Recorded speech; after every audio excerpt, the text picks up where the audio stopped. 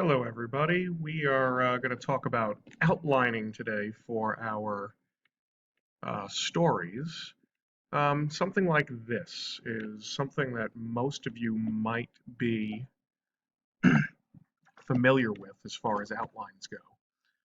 Okay, I usually, when I do something like this, I usually list out the characters, which is what I have highlighted there, and then I break down everything chapter by chapter. I'm going to actually hide the ribbon here so that we can see this fully. Okay, so I mean, this is for a comic uh, set that I was going to do that I haven't actually started writing yet.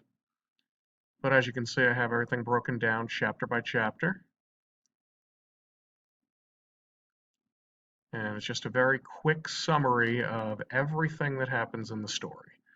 Now, outlines like this are very, very helpful because you can get your story arcs in, you can get your character development in, you can get everything in that needs to go into your story to make it a full-fleshed story. Sorry about that, you can't always control what's going to happen on the phone. So as you can see, going through chapter by chapter, everything that happens, every character's story arc, everything is here. Okay, now this, it looks like you're actually writing a story. Okay, and that can be a little intimidating to some people.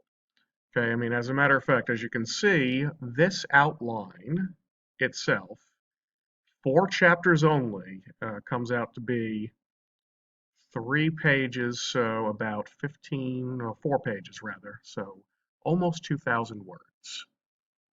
Okay, that's pretty hefty when you think about it. So, what I have also here is another way, an easier way, I think, to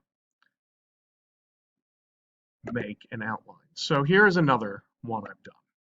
And I've done it instead of in Microsoft Word, I've done it in Excel. And as you can see, I've broken it down, again, chapter by chapter. Okay, and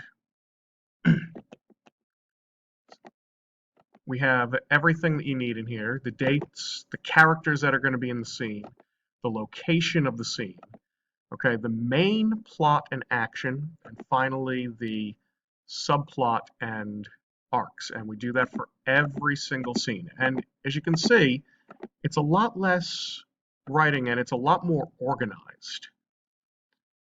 So something like this might be a lot more beneficial for someone who needs that organization. Sorry, guys. So I have a blank one here, so let's just try this. So let's just say that we're going to do the 3 Little Pigs. Okay, so in the first scene, we have Pig 1 and the wolf. The location is the House of Straw.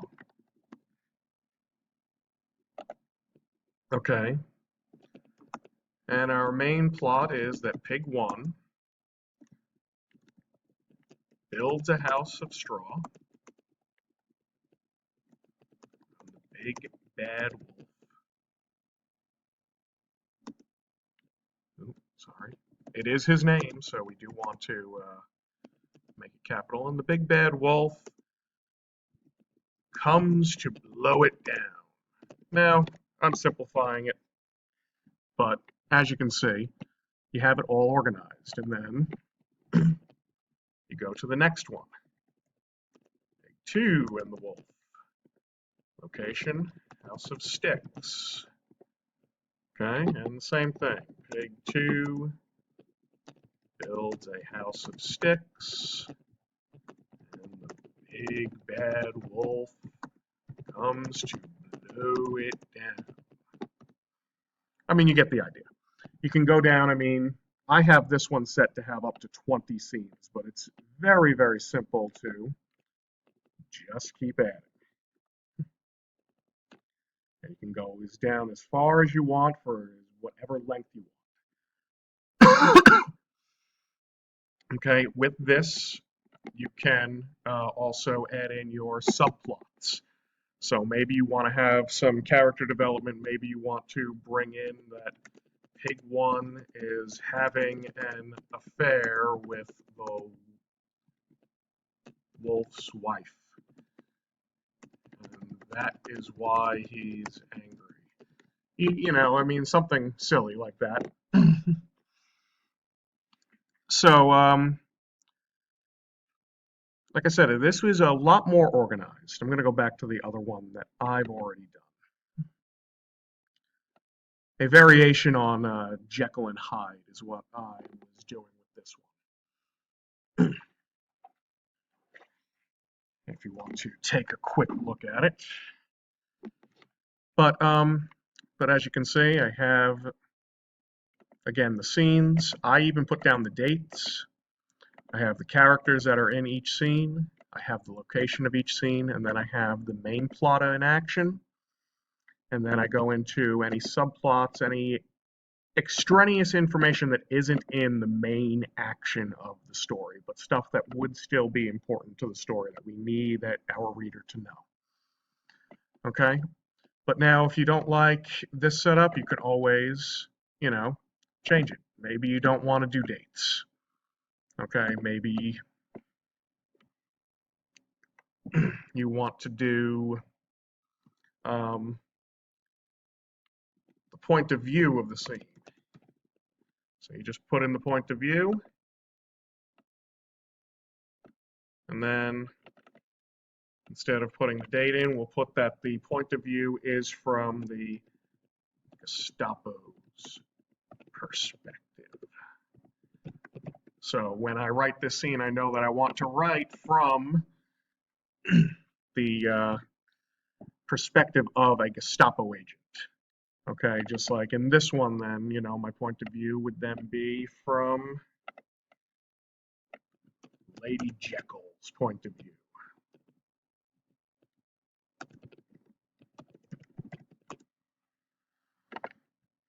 All right, you can even add more stuff after that. I just like to keep everything, if possible, on one page. So let's, okay. So as you can see, I make everything so that it fits all on my screen at the same time, so that when I want to look at it, all I have to do is look, oh, I'm on scene 3.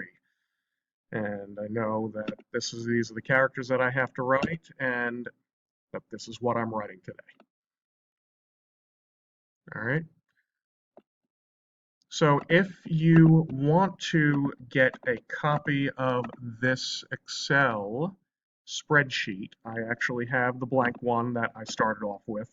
It won't have the Pig 1, Pig 2 stuff in it, but it will have the scenes, the scene numbers, and all the stuff up top here.